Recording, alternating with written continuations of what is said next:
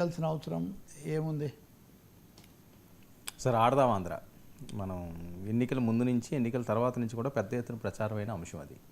ఇందులో రోజా గారి పాత్ర ఉంది, ఆ బైరెడ్డి సిద్ధార్థ రెడ్డి పాత్ర ఉంది. 125 కోట్లు పెద్ద ఎత్తున కొట్టేశారు, అవేవో ఫండ్స్ తరలించారు. ఎన్నికలకు ముందు కాబట్టి ఓట్ బ్యాంక్గా దీన్ని మార్చుకోవాలని చెప్పి యువకులందరినీ అట్రాక్ట్ చేయడానికి ఇది పెట్టారు. నాసిరకం కిట్లు ఒకటి కాదు రెండు కాదు సార్, విపరీతమైన ప్రచారం జరుగుతున్న నేపథ్యం. ఇప్పుడు రోజా గారికి సంబంధించి విజిలెన్స్ రిపోర్ట్ ఒకటి తయారు చేసిందంటే అది ప్రభుత్వం ముందు పెడుతున్నారట. ఏ క్షణమైనా రోజా గారికి నోటీసులు ఇవ్వచ్చు, అరెస్ట్ చేయొచ్చని ప్రచారం.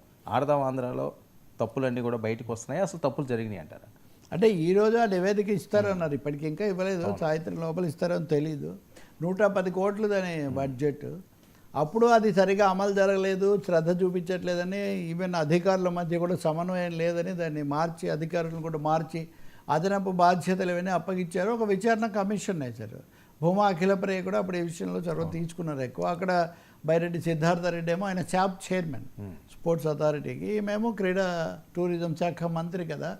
సో అప్పుడేమో అన్ని చోట్ల ఆడించడం చాలా మంచిది, ఇలా చాలా ప్రచారం అయినప్పటికీ నాసిరకం ఇవి కొన్నారు, అసలు లేనిపోయిన బిల్లులు చూపించారు, ఇదంతా మోసం జరిగింది అని ఆరోపణలు. దాని మీద విచారణ కమిషన్ నియమించడం. ఆ కమిషన్ అయితే 30-40 కోట్ల మధ్యలో ఇది ఉందని తేలిచ్చింది అని చెప్తున్నారు. నివేదిక పూర్తిగా బయటకు వస్తే కానీ మనకు అర్థం కాదు.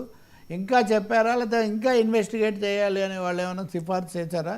ఇందులో రోజా సిద్ధార్థ రెడ్డి ఇద్దరు దీనికి అవుతారు. రోజాను వెంటనే అరెస్ట్ చేస్తారు. వాళ్ళ టార్గెట్స్లో ఇంతవరకు రోజా దగ్గరికి వెళ్ళలేదు కదా ఏ కేసులో కూడా. ఇప్పుడు పేరునాని లేదా కొడాలని, వల్లభనేని వంశీ, ఇలా వివిధ దశల్లో అనేక మంది మీద చర్యలు తీసుకున్నారు.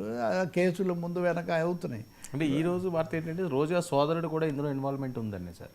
కుటుంబ సభ్యులను పెట్టొచ్చాము. ఇప్పుడు పేర్లు ఎవరెవరు ఉన్నాయి, ఎవరు ఏం పాత్ర నిర్వహించారు, మనం నివేదిక బయటకు వచ్చాక మనకు కొంత అది తెలుస్తుంది, కనీసం వివరాలు వచ్చాక.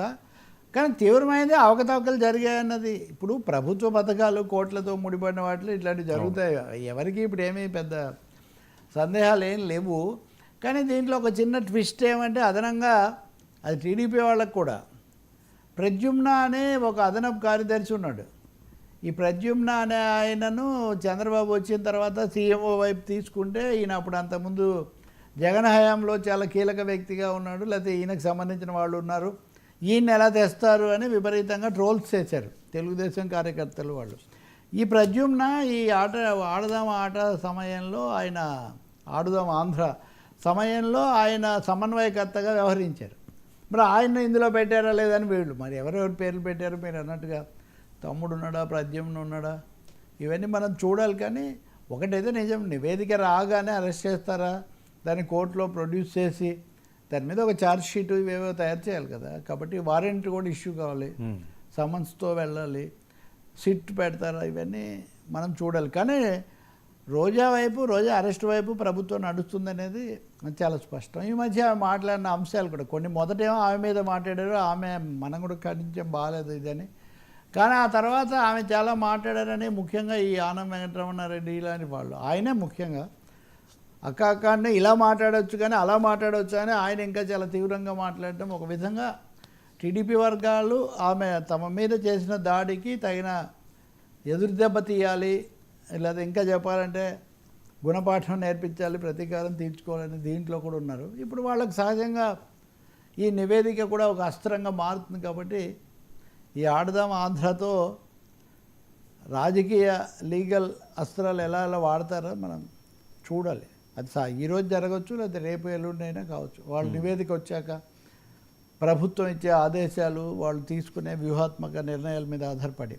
కానీ చిత్తూరు జిల్లాలో, తిరుపతిలో కూడా టెన్షన్ అయితే క్రమంగా కొంతకాలంగా, పాత చిత్తూరు జిల్లాలో, ఇప్పుడు జిల్లాలు కూడా పెంచుతూ ఉంటున్నారు కదా, టెన్షన్ అది అయితే పెరుగుతుంది. ఆ క్రమంలో రోజా కావచ్చు, భువన కరుణాకర్ రెడ్డి కావచ్చు, చెవిరెడ్డి భాస్కర్ రెడ్డి ఇప్పటికే లోపల ఉన్నాడు. ఈ టార్గెట్ అన్నది బాగా పెరుగుతున్న మాట మాత్రం నిజం. Sir P4 పిచ్లో Chandrababu